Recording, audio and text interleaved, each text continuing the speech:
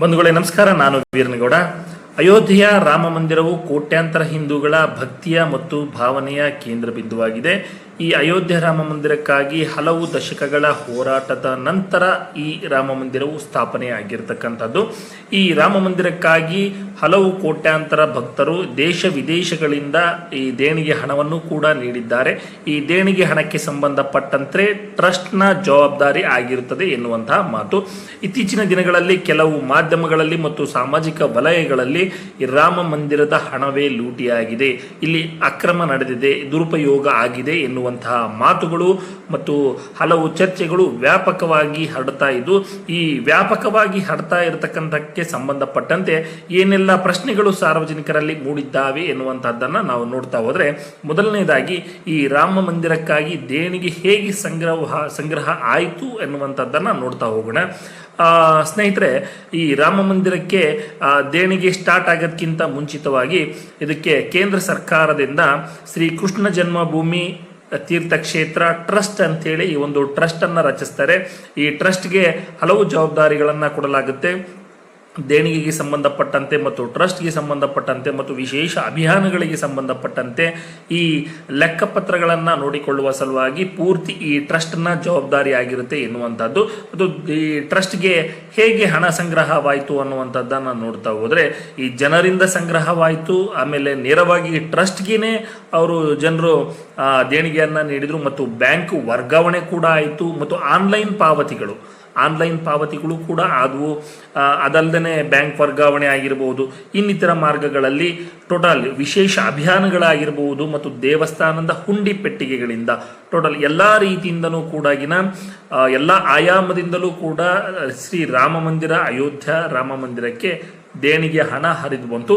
ಇಷ್ಟೆಲ್ಲ ಒಂದು ದೊಡ್ಡ ಮೊತ್ತದ ಹಣ ಸಂಗ್ರಹವಾದಾಗ ಇದಕ್ಕೆ ಲೆಕ್ಕಪತ್ರ ಎನ್ನುವಂತಹದ್ದು ಬಹಳ ಮಹತ್ವ ಉಂಟಾಗುತ್ತೆ ಎನ್ನುವಂಥದ್ದು.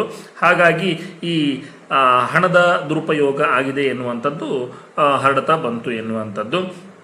ಎರಡನೇದಾಗಿ, ಈ ದೇಣಿಗೆ ಹಣದ ಸಂಗ್ರಹಣೆಯ ಮತ್ತು ಈ ಆರೋಪದ ವಿವಾದ ಹೇಗೆ ಆರಂಭವಾಯಿತು ಅನ್ನುವಂಥದ್ದನ್ನು ನಾವು ನೋಡ್ತಾ ಹೋದರೆ, ಕೆಲವು ಮಾಧ್ಯಮಗಳ ವರದಿಗಳ ಪ್ರಕಾರ ದೇಣಿಗೆ ಹಣದ ನಿರ್ವಹಣೆಯಲ್ಲಿ ಅಕ್ರಮ ಕಂಡು ಬಂದಿದೆ ಮತ್ತು ದುರುಪಯೋಗವಾಗಿದೆ ಎನ್ನುವಂತಹ ಮಾಹಿತಿ ಬಂದಂತಹ ಹಿನ್ನೆಲೆಯಲ್ಲಿ ಈ ಒಂದು ತನಿಖೆಯಲ್ಲಿ ಪೊಲೀಸ್ ತನಿಖೆ ಆಗುತ್ತೆ. ಈ ಪೊಲೀಸ್ ತನಿಖೆಯಲ್ಲಿ ಪೊಲೀಸರು ಪ್ರಕರಣವನ್ನು ಕೂಡ ದಾಖಲಿಸ್ತಾರೆ ಮತ್ತು ಕೆಲವು ವ್ಯಕ್ತಿಗಳನ್ನ ಬಂಧನ ಕೂಡ ಮಾಡಲಾಗುತ್ತದೆ. ಈ ವ್ಯಕ್ತಿಗಳನ್ನ ಪೊಲೀಸರು ಏನು ಬಂಧನ ಮಾಡ್ತಾರೆ ಮತ್ತು ಪ್ರಕರಣವನ್ನು ದಾಖಲಿಸಿ ಬಂಧನ ಮಾಡ್ತಾರೆ. ಈ ಬಂಧನ ಮಾಡಿದಂತಹ ನಂತರವೇ, ಈ ಬೆಳವಣಿಗೆಯ ನಂತರವೇ ಏನಾಗುತ್ತೆ ಸಾಮಾಜಿಕ ಮಾಧ್ಯಮಗಳಲ್ಲಿ ಅಂತಂದ್ರೆ, ರಾಮ ಮಂದಿರದ ಹಣ ಲೂಟಿ ಎನ್ನುವಂತಹ ಒಂದು ಸಾಮಾಜಿಕ ಮಾಧ್ಯಮಗಳಲ್ಲಿ ಚರ್ಚೆಗೆ ಮತ್ತು ಪ್ರಸ್ತುತ ಏನು ಚರ್ಚೆಗೆ ಕಾರಣವಾಗುತ್ತೆ ಎನ್ನುವಂಥದ್ದು. ಇಲ್ಲಿ ಸಾರ್ವಜನಿಕರಲ್ಲಿ ಮೂಡಿದಂತಹ ಪ್ರಶ್ನೆಗಳು ಏನು ಅಂತಂದ್ರೆ, ಈ ದೇಣಿಗೆ ಹಣ ಮೊತ್ತ ಎಷ್ಟು ಬಂದಿದೆ ಟ್ರಸ್ಟ್ಗೆ ಎನ್ನುವಂಥದ್ದು ಮತ್ತು ಈಗ ಇಲ್ಲಿ ಏನು ದೇಣಿಗೆ ಹಣ ಏನು ಲೂಟಿಯಾಗಿದೆ ಅದರ ಆರೋಪದ ಮೊತ್ತ ಎಷ್ಟು ಅನ್ನುವಂಥದ್ದು ಮತ್ತು ಇದು ಒಬ್ಬ ವೈಯಕ್ತಿಕವಾಗಿ ಒಬ್ಬರದ್ದೇ ಅಥವಾ ಇದರ ಹಿಂದೆ ಏನಾದರೂ ಸಂಚಿತ್ತೆ ಎನ್ನುವಂಥದ್ದು ಮತ್ತು ಟ್ರಸ್ಟ್ನ ಪ್ರತಿಕ್ರಿಯೆ ಏನು ಎನ್ನುವಂಥದ್ದು ಮತ್ತು ಸರ್ಕಾರದಿಂದ ತನಿಖೆ ಎಷ್ಟು ಸಮಂಜಸವಾಗಿ ನಡೆಯುತ್ತೆ ಎನ್ನುವಂತಹ ಸಾರ್ವಜನಿಕರಲ್ಲಿ ಮೂಡಿದಂತಹ ಪ್ರಶ್ನೆಗಳಿವು.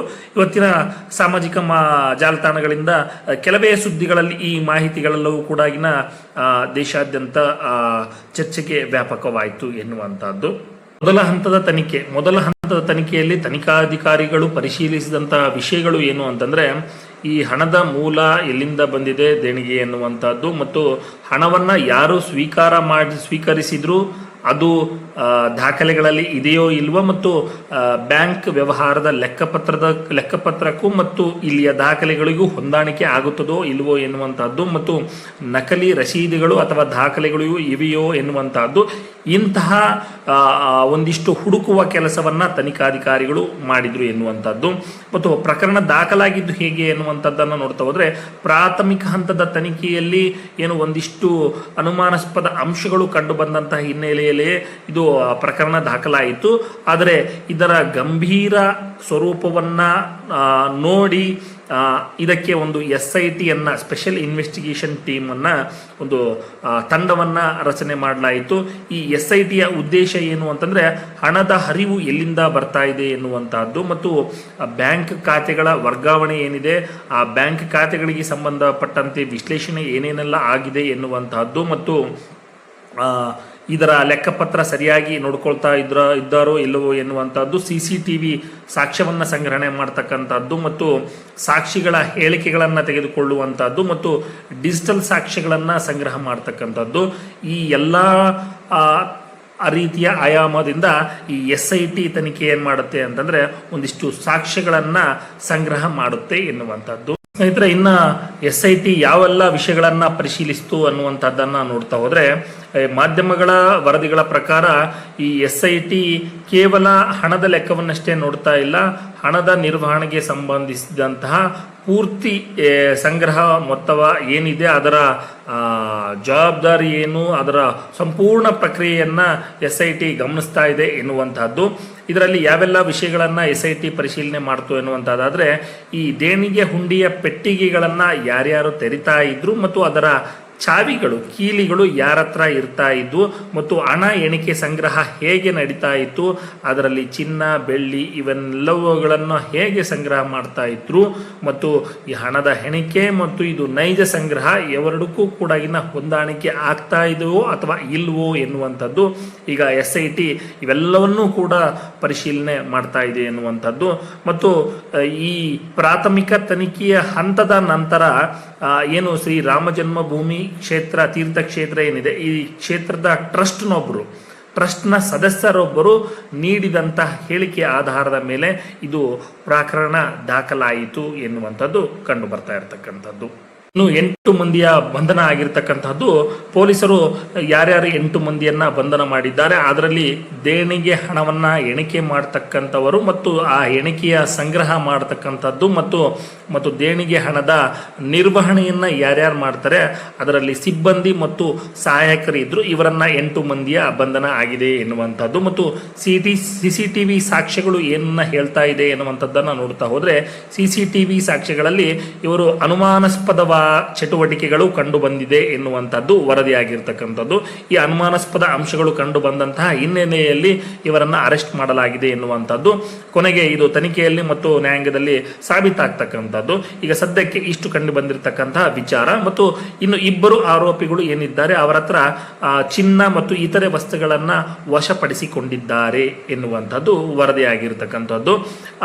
ಅದಲ್ಲದೆ ಈ SITಯಲ್ಲಿ ಏನು ಲೋಪಗಳು ಕಂಡು ಇವರಿಗೆ ದೇಣಿಗೆ ಹಣದ ಸಂಗ್ರಹದಲ್ಲಿ ಏನು ಲೋಪಗಳು ವ್ಯತ್ಯಾಸಗಳು ಕಂಡು ಬಂದಿವೆ ಅನ್ನುವಂಥದ್ದನ್ನು ನೋಡ್ತಾ ಹೋದರೆ, ಈ ದೇಣಿಗೆ ಹಣದ ನಿರ್ವಹಣೆಯಲ್ಲಿ ಏನು ಮೇಲ್ವಿಚಾರಣೆ ನಡೆದಿಲ್ಲ ಎನ್ನುವಂಥದ್ದು ಅಷ್ಟಕ್ಕಷ್ಟೇ ನಡೆದಿದೆ. ಮೇಲ್ವಿಚಾರಣೆಯ ಕೊರತೆ ಇದೆ ಎನ್ನುವಂಥದ್ದು ಎದ್ದು ಕಾಣ್ತಾ ಇರುವಂಥದ್ದು. ಮತ್ತು ಹಣದ ನಿರ್ವಹಣೆಯಲ್ಲಿ ಏನು ದುರ್ಬಲತೆ ಇದೆ ಎನ್ನುವಂಥದ್ದು ಕಂಡು ಬರ್ತಾ ಇರ್ತಕ್ಕಂಥದ್ದು. ಮತ್ತು ಇದರ ಏನು ದೇಣಿಗೆ ಹಣದ ನಿರ್ವಹಣೆ ಏನಿದೆ ಇದರಲ್ಲಿ ಒಂದು ಲೆಕ್ಕಪತ್ರ ಅನ್ನುವಂತಹದ್ದು ಮತ್ತು ದಾಖಲೆಗಳ ಸರಿಯಾಗಿ ನೋಡಿಕೊಂಡಿಲ್ಲ ಎನ್ನುವಂತಹದ್ದು ಕೂಡ ವರದಿಯಾಗಿರ್ತಕ್ಕಂಥದ್ದು. ಮತ್ತು ನಿಯಂತ್ರಣದ ಕೊರತೆ ಇದೆ, ಇದು ಸುಮ್ಮನೆ ಬೇಕು ಅಂತಾನೆ ಮಾಡಿದ್ದ ಅಥವಾ ಇಲ್ವೋ ಎನ್ನುವಂಥದ್ದು ಈ ತನಿಖೆಯಲ್ಲಿ ಇನ್ನು ಬಹಿರಂಗ ಆಗಬೇಕಾಗಿದೆ ಎನ್ನುವಂಥದ್ದು.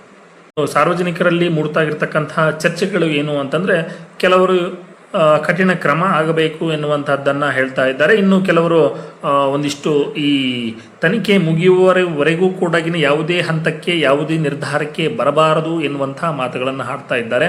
ಇನ್ನು ಧಾರ್ಮಿಕ ಸಂಘಟನೆಗಳು ಇಲ್ಲಿ ಹೇಳ್ತಾ ಇರುವಂಥದ್ದು ಏನು ಅಂತಂದರೆ, ಈ ದೇವಸ್ಥಾನ ಎನ್ನುವಂಥದ್ದು ಭಕ್ತರ ಭಾವನೆ ಮತ್ತು ಭಕ್ತಿಯ ಕೇಂದ್ರ ಬಿಂದುವಾಗಿದೆ. ಹಾಗಾಗಿ ದೇವಸ್ಥಾನದ ಮೇಲೆ ಯಾರು ಅಪಪ್ರಚಾರವನ್ನು ಹೊರಡಿಸಬೇಡಿ. ಇದರಲ್ಲಿ ತಪ್ಪಿತಸ್ಥರು ಯಾರಿದ್ದಾರೆ ಅವರಿಗೆ ತಕ್ಕ ಶಿಕ್ಷೆ ಆಗಲೇಬೇಕು. ಅವರು ತಪ್ಪು ಮಾಡಿರ್ತಕ್ಕಂಥದ್ದು ಅವರಿಗೆ ಶಿಕ್ಷೆ ಆಗಲಿ ಎನ್ನುವಂಥದ್ದನ್ನು ಹೇಳ್ತಾ ಇದ್ದಾರೆ. ಸರ್ಕಾರ ಈಗಾಗಲೇ ಕೆಲವು ಪ್ರಕರಣವನ್ನು ದಾಖಲಿಸಿ ಮತ್ತು ಬಂಧನ ಮಾಡಿರ್ತಾ ಇರತಕ್ಕಂಥದ್ದು ಸರ್ಕಾರ ಕ್ರಮ ವಹಿಸಿದೆ ಎನ್ನುವಂತಹ ನಿಟ್ಟಿನಲ್ಲಿ ಧಾರ್ಮಿಕ ಆಡಳಿತ ಇಲಾಖೆ ಹೇಳ್ತಕ್ಕಂಥದ್ದು. ಇನ್ನು ರಾಜಕೀಯ ಪಕ್ಷಗಳಲ್ಲೂ ಇಲ್ಲಿ ಪ್ರತಿ ಪಕ್ಷಗಳು ಕೂಡಗಿನ ಸ್ವತಂತ್ರ ಪೂರ್ಣ ತನಿಖೆ ಆಗಬೇಕು ಅಂತೇಳಿ ಒತ್ತಾಯವನ್ನು ಮಾಡ್ತಾ ಇರತಕ್ಕಂಥದ್ದು. ಅಲ್ಲದೆ ಆಡಳಿತಾತ್ಮಕ ಚರ್ಚೆ ಏನು ಅಂತಂದರೆ CCTV ನಿಗಾ ವಹಿಸಬೇಕು ಮತ್ತು ಡಿಜಿಟಲ್ ಸಾಕ್ಷ್ಯ ಸಂಗ್ರಹಣೆಗೆ ಡಿಜಿಟಲ್ ಇರಲೇಬೇಕು ಎನ್ನುವಂಥದ್ದು ಮತ್ತು ಸ್ವತಂತ್ರ ಉತ್ತರದಾಯಿತ್ವ ಇರಬೇಕು ಎನ್ನುವಂಥದ್ದು ಈ ರೀತಿಯೆಲ್ಲ ಚರ್ಚೆ ಆಗ್ತಾ ಇದೆ.